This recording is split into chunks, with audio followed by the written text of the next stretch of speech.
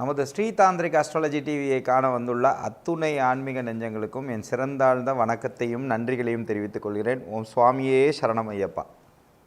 இப்போது நிறைய பேர் கேட்டுகிட்டே இருந்தீங்க, இந்த என்னங்க இது நம்ம தாந்திரிக ரீதியாக இல்லாமல் வரிசையாக நம்ம ராகு கேது பயிற்சி, அதே மாதிரி நம்ம குரு பயிற்சி, சனி பயிற்சி இப்படியே போயிட்டுருக்கேங்க அப்படின்னாங்க. பட் என்ன பண்ணுறதுங்க, நம்ம அது கொடுத்தா தான் சில பேருக்கு பிடிக்கிறதுனால நம்ம தொடர்ந்து கொடுத்தோம். இப்போ நம்ம பேக் டு நார்மலுங்க. இப்போ நம்ம தாந்திரிக ரீதியான விஷயங்கள் வருது. இதில் நிறைய பேர் கேட்டிருந்த அன்பர்கள் ஏதோ ஒரு தீய சக்தி என் கூட இருக்குது, இல்லைனா எங்கள் வீட்டில் தீய சக்தி இருந்துகிட்டே இருக்குது, ஏதோ ஒரு தப்பான செயல்பாடுகளும் தப்பான சிந்தனைகளும் எனக்கு வந்துகிட்டே இருக்குது, நேர்மறை சிந்தனை இல்லாமல் எதிர்மறை சிந்தனை வந்துகிட்டே இருக்குது, நான் என்ன பண்ணட்டும் அப்படின்னு சொல்லி கேட்குறாங்க. சில பேர் என்ன கேட்குறாங்க, சார் இல்லை சார் எங்கள் வீட்டில் வடகிழக்கு நீண்டிருக்குன்னு சொன்னாங்க சார், தென்கிழக்கில் ஏதோ சுருங்கிருக்குன்னு சொன்னாங்க சார், நான் அப்படினால இருக்குமா சார், இல்லைன்னா இந்த இடத்துல எப்படி இருக்குங்க சார், இப்படிலாம் கால் வருதுங்க. நம்மலாம் என்னை எவ்வளோ நாளாக நீங்கள் ஃபாலோ பண்ணுறீங்க, நீங்கள் குகைக்குள்ளே போய் உக்காந்துக்கிட்டாலும் உங்களுக்கு ஒரு நல்ல நேரம் இருந்ததுன்னா டெஃபினட்டாக வந்துடும், சரிங்களா? அதனால் இந்த மாதிரி ஒரு தவறான விஷயங்களில் போய் மாட்டிண்டு உங்களை குழப்பிக்காதீங்க. அதில் வேறு ஒரு அம்மா எனக்கு கால் பண்ணி கேட்குறாங்க, இல்லைங்க ஒருத்தவங்க பார்த்துட்டு போனாங்க, நீங்கள் இதை வீடை காலி பண்ணலன்னா இன்னும் நீங்கள் ஒரு 2 மாதத்தில் இறந்துடுவீங்கன்னு சொல்லி ஒரு கன்சல்டன்ட் இந்த மாதிரி சொன்னாங்க அப்படின்னு சொல்கிறாங்க. அவர் என்ன கடவுளா அப்படிங்கும் போது, அவரெல்லாம் ஒன்றும் கடவுள் கிடையாது. நான் என்றைக்காவது ஜோசியரை கடவுள்னு சொல்லியிருக்கேனா, இல்லை இவங்களை அப்புறம் நீங்கள் பயந்துட்டு அழுதுகிட்டு ஃபோன் பண்ணி இதெல்லாம் வேணாம். ஃபர்ஸ்ட் ஆஃப் ஆல் நீங்கள் ஒன்று புரிஞ்சுக்கோங்க, இந்த செங்கலும் சிமெண்ட்டும் தான் உங்கள் வாழ்க்கையை மாற்றும்னு நம்புகிறவங்களுக்கு நான் சொல்கிறதே பிடிக்காது. ஆனால் இறைவன் தான் உங்களை காப்பாற்றுவார்ன்னு சொல்கிறவங்களுக்கு நல்ல காலம் வந்துருச்சுங்கிறத நீங்கள் புரிஞ்சுக்கணும், சரிங்களா? இப்போ இந்த மாதிரி எத்தனையோ பேர் ஏமாந்து போயிருப்பீங்க. அதெல்லாம் நம்பாதீங்க. நீங்கள் நம்புனீங்கன்னா உங்களுக்கு குழப்பம் அப்படி தான் பயமுறுத்துவாங்க. பயமுறுத்தி உங்கள்கிட்ட இருக்கிறதெல்லாம் பிடுங்கிட்டு கடைசியாக இதனால் ஆகலை, அதனால் ஆகலை, இப்படி ஆகலைன்னு சொல்லி அவங்க நல்லா பென்ஸு BMW ஆடி வாங்கிட்டு அவங்க போயிடுவாங்க. அதனால் இந்த மாதிரி நம்பிக்கையெல்லாம் வச்சுக்காதீங்க. இதை தொடர்ந்து ஃபாலோ பண்ணுறவங்களுக்கு தெரியும். ஸோ அதனால் இப்போ புதுசாக வர்ற நேயர்களாக இருந்தால் இதில் பார்த்திங்கன்னா இந்த சேனலை பொறுத்த வரைக்கும், ஸ்ரீதாந்திரிக் அஸ்ட்ராலஜியை பொறுத்த வரைக்கும் தாந்திரீக ரீதியான சித்தங்கள் அதே போல் ஜோதிட ரீதியாகவும் ஆன்மீக தகவல்களும் தொடர்ந்து நம்ம கொடுத்துட்டு வரும் பொழுது, அதே மாதிரி நம்ம ஈவெண்ட் மாதிரி கண்டக்ட் பண்ணுவோம் நம்ம சப்ஸ்கிரைபர்ஸ்க்கு எல்லாத்துக்குமே. அதுக்கு தகுந்த மாதிரி சில ஊக்கமான விஷயங்களும் பண்ணுவோம். பழைய சப்ஸ்கிரைபராக இருக்கிறவங்களா இருந்தால் உங்கள் அட்ரஸ் எல்லாத்தையும், ஃபோன் நம்பர் இதெல்லாம் எனக்கு வாட்ஸ்அப் பண்ணிங்க அப்படின்னு சொன்னால் நான் அப்பப்போ பூஜைகள் பண்ணுற திங்ஸ் எல்லாம் உங்கள் அட்ரஸ்க்கு அனுப்புறதுக்கு ஏதுவாக இருக்கும். நிறைய பேர் அனுப்புகிறீங்க. உங்கள் ஃப்ரெண்ட்ஸ் இருந்தால் கூட நீங்கள் ரெஃபர் பண்ணி இதை சப்ஸ்கிரைப் பண்ணாங்கன்னா அவங்களுக்கு நம்ம என்னெல்லாம் பண்ணலாமோ பண்ணித்தரலாம் இலவசமாக. இதுக்காக நான் அந்த பொருள்களுக்கு காசு வாங்குறதில்ல, சரிங்களா? ஸோ இந்த மாதிரி தான் சும்மா பேசிக்காக நம்ம போஸ்டல் சார்ஜஸ் மட்டும் எளிமையான கட்டணங்கள் சில நேரத்தில் வாங்குவோமே ஒழிஞ்சு, ஏன்னா நிறைய பொருள் அனுப்புகிற மாதிரி இருந்தால். பட் மித்தபடி இந்த பொருளுக்கெல்லாம் நம்ம காசு வாங்குறதில்ல அன்பர்களே. இப்போ அந்த தீய சக்தியை பற்றி சில பேர் கேட்டனால, இந்த தீய சக்தின்னு வரும்பொழுது ஃபஸ்ட்டு நீங்கள் ஒன்று புரிஞ்சுக்கோங்க. இந்த மாதிரி தீய சக்தி தொந்தரவுகள், இந்த மாதிரி விஷயங்கள்லாம் உங்களுக்கு தொடர்ந்து வருது அப்படின்னு சொல்லி சொன்னால் உங்களுடைய ஜனனகால ஜாதகத்தை, ஏன்னா ஒருத்தவங்க நல்லா இருந்துகிட்டே இருப்பாங்க, திடீர்னு பார்த்திங்கன்னு வச்சுக்கோங்களேன், ஏதோ ஒரு சக்தி ஏதோ பண்ணுற மாதிரி இருக்கும், திடீர்னு ஏதோ ஒரு இது வர்ற மாதிரி இருக்கும். இந்த மாதிரி விஷயங்கள்லாம் உண்மையா அப்படின்னு கேட்டால், அந்த தசாபுத்தி அந்தரம் அவங்களுக்கு நெகட்டிவாக இருக்கும் பொழுது, அதாவது பாதகாதிபதி திசையோ, பாதகாதிபதி புத்தியோ, பாதகாதிபதி அந்தரமோ, ராகு சம்மந்தப்பட்ட விஷயங்கள்லையோ, கேது சம்மந்தப்பட்ட விஷயங்களில் சந்திர சூரியன்கள் வந்தாலோ, அந்த இடத்துல அஸ்தமனமானாலோ சில சூட்சமங்கள் ஜோதிடத்தில் உண்டு. அந்த மாதிரி நேரங்கள்லேயும் இந்த மாதிரி வரும். சில நேரங்களில் என்ன ஆகும்னா, எதிரிகள்னால சில ஒரு வளர்ச்சியை பார்த்து பிடிக்காதவங்க, சில நேரத்தில் ஒரு பொறாமையினால் சில துஷ்ட சக்திகள்கிட்ட போய் இருக்குது. நல்ல சக்தின்னு இருக்கா, துஷ்ட சக்தியும் உண்டு தான். நான் ஒரு ஆராய்ச்சியாளராக சொல்கிறேன், உங்களுக்கு எல்லாருக்கும் என்னை பற்றி நல்லா தெரியும். அப்படிங்கும்போது நல்ல சக்தின்னு ஒன்று இருந்தால் தீய சக்தின்னு ஒன்று உண்டு. அப்போ அது என்ன பண்ணும், மிரட்டும், சில நேரத்தில் உங்களுக்கு தூங்க விடாமல் பண்ணும். இதெல்லாம் உண்டானா உண்டு தாங்க.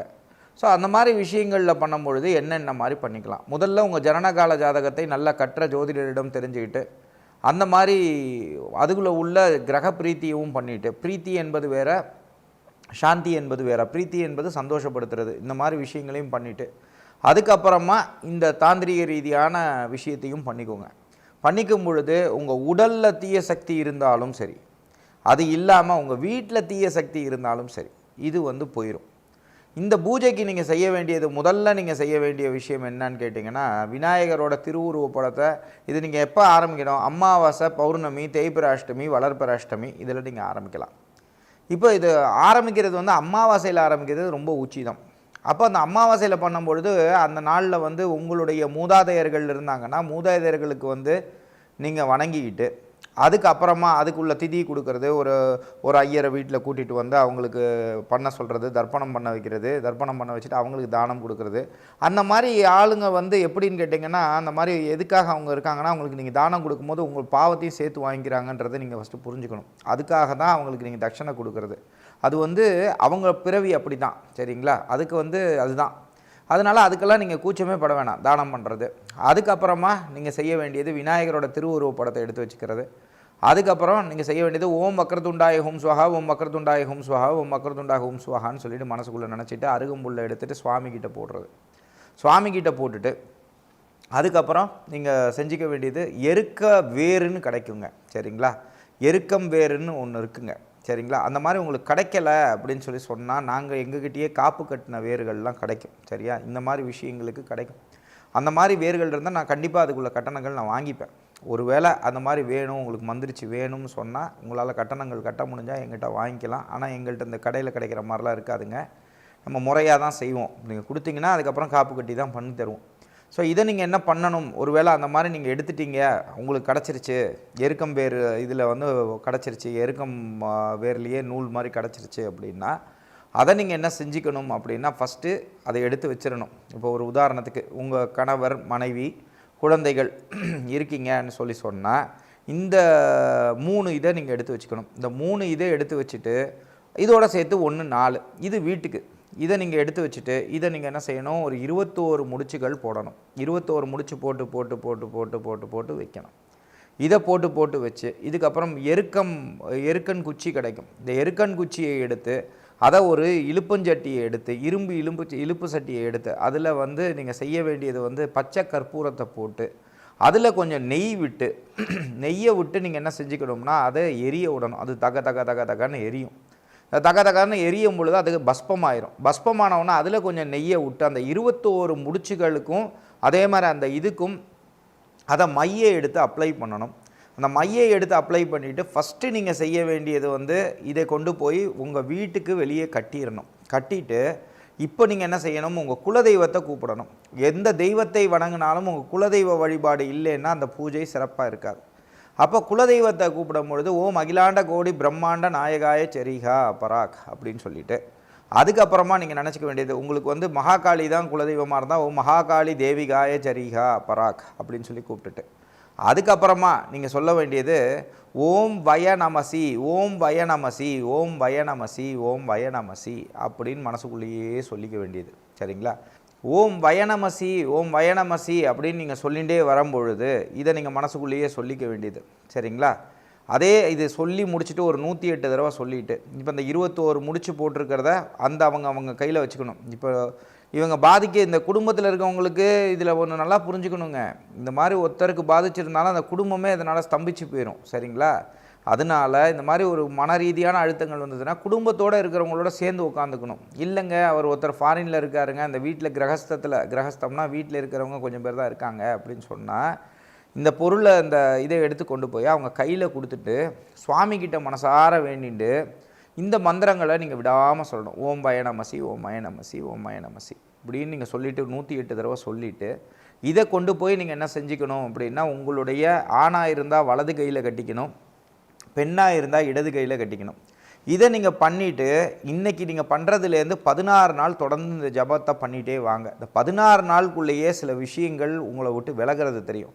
16 16 16 3 16 48 நாள். இதுக்கு இடையில வந்து பெண்களுக்கு வந்து அந்த மாதவிடாய் பிரச்சனைகள் வரும்போது 5 நாள் இதை கழட்டி வச்சுட்டு திருப்பியும் அதை அவங்கள முடிச்சு போட்டுட்டு அந்த முடிச்சோடு இருக்கிறத எடுத்து திருப்பியும் கையில் கட்டிக்கிறது, இடது கையில் கட்டிக்கிறது, இந்த மாதிரி விஷயங்கள் 48 நாள் பண்ணும்போதே இது மாற்றங்கள் ஏற்பட்டுரும்.